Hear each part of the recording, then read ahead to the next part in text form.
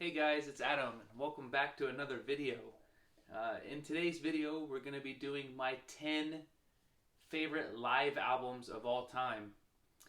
I think you'll find in my list, I do have some of the familiar favorites everybody knows about, but I also have some less chosen candidates that hopefully you will enjoy.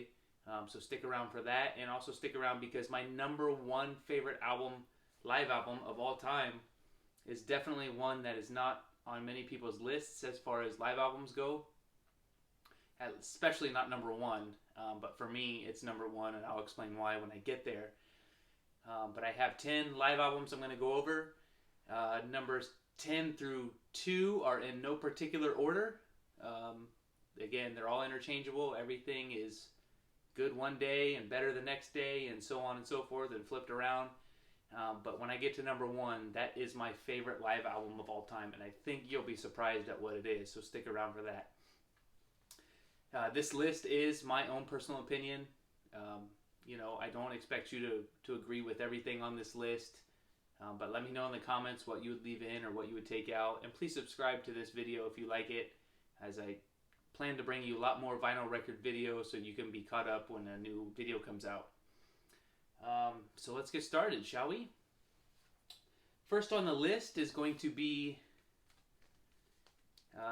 the live Yardbirds album featuring Jimmy Page. Now this comes in a time of the Yardbirds period where Clapton's gone, Jeff Beck is gone.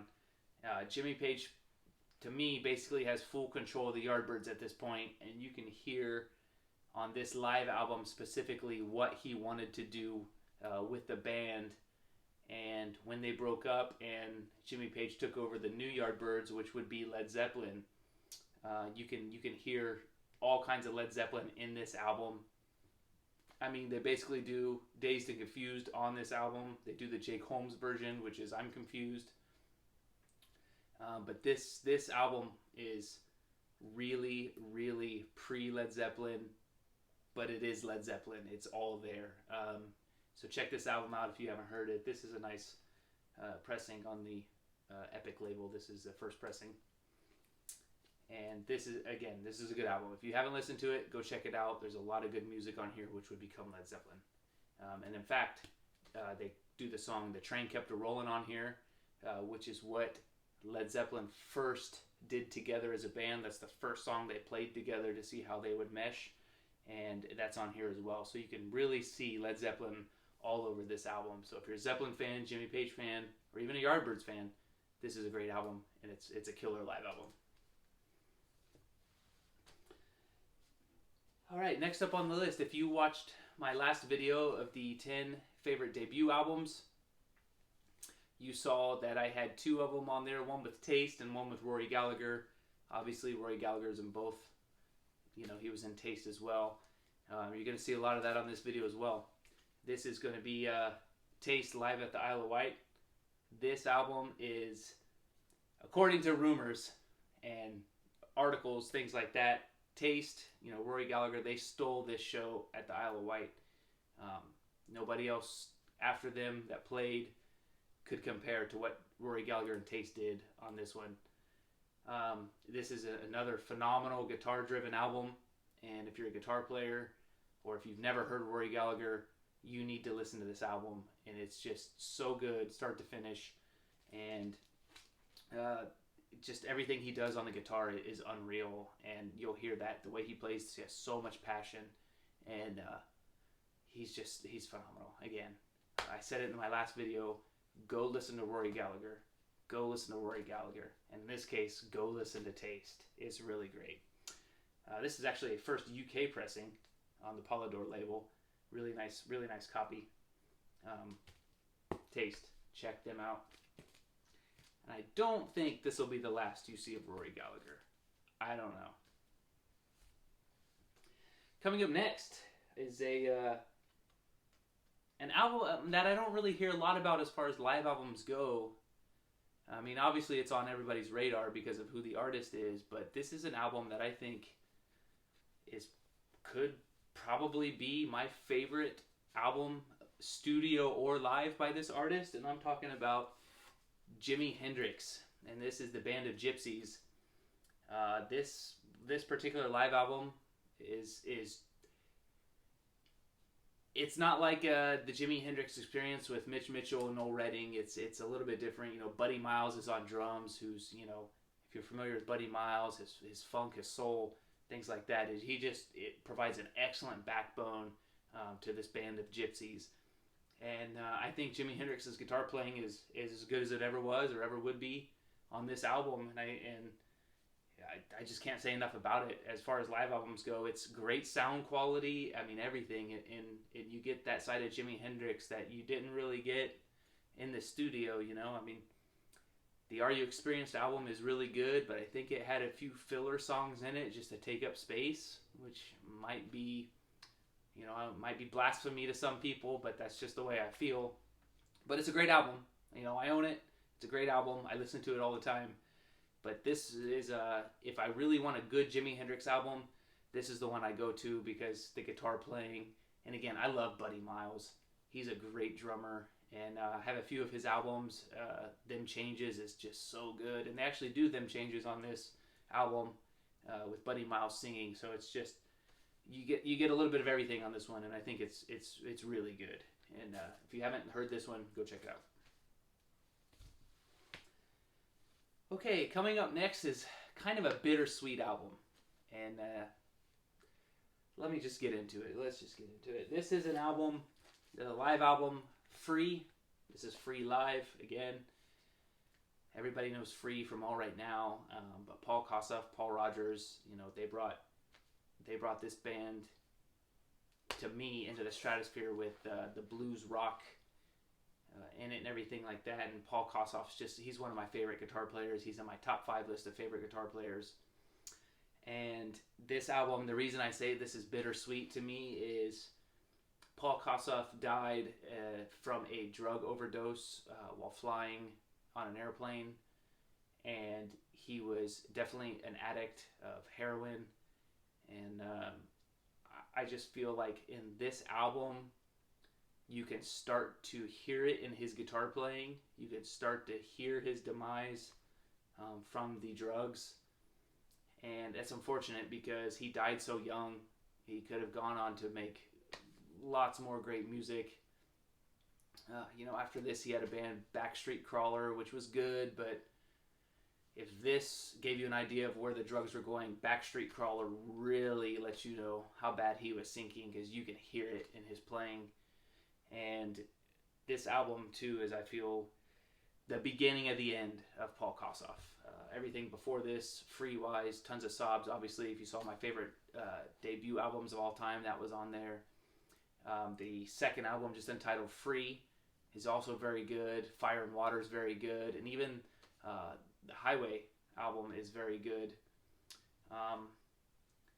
But this one, to me, is just right where it starts for Paul Kossoff to go downhill from the drugs. And unfortunately, it wasn't long after this that he was dead. And we never know what else could have been. But he still rips on this album. He still plays the guitar like he should. And again, this is an album that I think should be in everybody's list. If you haven't heard it, check it out. Because if you're a fan of Free and you haven't heard this live album, it gives you a different taste of their studio techniques and things like that. They're a little bit more raw live and things like that, and it's very enjoyable and it's very good, and you won't be disappointed in this one.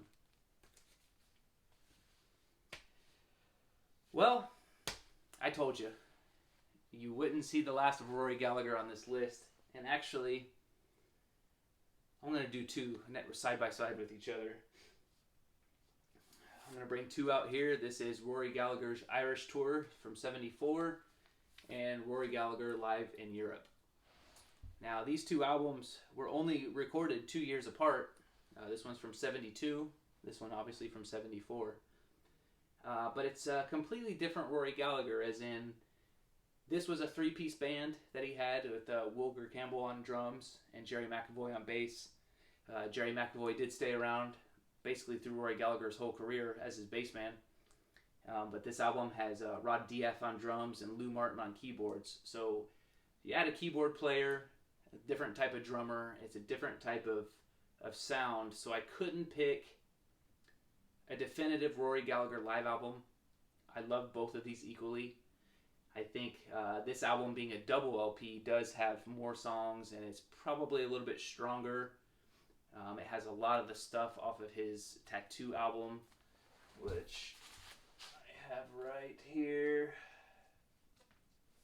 He recorded this one in 73. So this 74 album is basically a lot of promotion for this Tattoo album. And it's a killer album. I mean, as far as guitar playing goes, it's phenomenal on both, but the guitar tone he gets on this album, Rory, he was very known for his beat up Fender Stratocaster, but on this album, you would swear you were listening to a Les Paul. I mean, the sound is so thick that he's one of those players that nobody can match him. I mean, the way he plays, the tone he gets, there's nobody else that can match him, and he is so good. And I feel like I'm going to repeat myself here, but if you haven't listened to Rory Gallagher, or you don't know who he is, go listen to Rory Gallagher. Go listen to Rory Gallagher. Start with this one, Irish Tour 74. It is phenomenal. Go listen. All right, folks, moving right along here. Next up is going to be no surprise to anyone. I feel like this is pretty much on everybody's favorite live albums list, and with good reason. I mean, it's just a phenomenal album. We're talking, of course, about the Allman Brothers Band at the Fillmore East.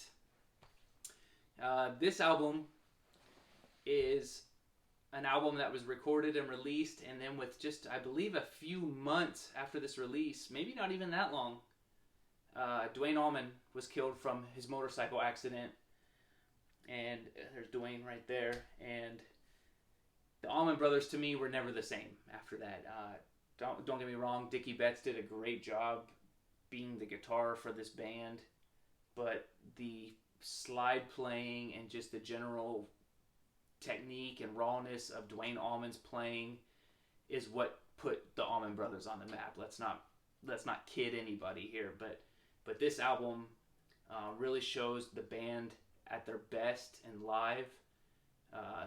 They have a lot of tracks on here that are extremely long. I mean, that eclipse the 10 minutes mark, and they're just jamming. You know, that's how good they were. They would just jam for minutes and minutes and minutes, and it was just so good. And this album, like I said, unfortunately, was really the last one that had Duane on it. Eat a Peach did have some tracks on it with Duane, which was after this album, but they were other songs that were recorded at the Fillmore that just didn't make this album. But that's also a very good album as well. But this is where it kind of stops for me and Duane Allman. But this is just such a good album, and I can't say enough about it. This particular copy, first pressing on the pink Capricorn label, very, very nice copy. Hard to find, really nice with the black cover and stuff. They're prone to ring wear and things like that, so this is a really nice copy. But again, if you haven't heard this album, and I can say that with every album I own, if you haven't heard this album that I'm going to show you, listen to it. I promise you won't be disappointed. If you're a music lover, you'll like it. Okay, I got two left. This next one, this one is really good, and I know I said that the last album is my favorite live album of all time, and it still holds true. I'm not changing that. But this next album could be the one that maybe one day pushes that off of here. And I'm talking about B.B. King's Live at the Regal. Holy smokes, this album is good. And the reason this is so good is it was, recorded in a smaller blues club in Chicago, and you can just hear the audience reacting to BB singing, his playing, and just it makes your skin crawl. It's so good. Your hairs will stand up on your arms and on the back of your neck. It's that good. And his guitar playing is very good. BB King is a very accomplished blues guitarist, and he's very good on here. And this album, I mean, look at the back of this. This is phenomenal right here. Look at this, him holding this Gibson ES335 right here. It's what a great picture, and it, the album is just so I can't say it enough. It's so good, and I think that's probably why I saved it second to last, because it was almost at that number one spot. But this album, I'm telling you, is great from start to finish. And if you've never heard Live at the Regal, then this is one you need to stop the video right now and go and listen to this, because this is phenomenal. B.B. King. And we've done it. We've reached number one. And this may surprise some people, and it may not. If you know this album, hopefully it doesn't surprise you, because it's really good. And I mean really good. This is an album that I don't feel like does get enough credit. And I'm talking about Humble Pie. Rockin' the Fillmore. This album, Steve Marriott's voice and Peter Frampton's guitar playing, holy smokes. It's so good. It's so raw. It's so loud. Just listen to the song I'm Ready. If you've never heard this album, go to YouTube, search I'm Ready, listen to their version of I'm Ready. Steve Marriott's voice at the beginning, he just by himself just belts out some lyrics. Peter Frampton's call and response on the guitar. It would be worth the price of admission alone. It is that good, and I'm telling you, this album from start to finish will kick your butt. Blues rock right here. This is Humble Pie how they should have been. And unfortunately, right after this album, Peter Frampton left to go solo. And after he saw the sales of this album, he felt like he had made a mistake in leaving Humble Pie, because it had sold really well. But then, several years later, he would release what was the greatest selling live album of all time, and Frampton Comes Alive. So I can't really say he made a bad decision, but there's something about Peter Frampton and Steve Marriott together. I just love it. I mean, the band, all of Humble Pie stuff when they had Frampton was very good. And in fact, where is it here?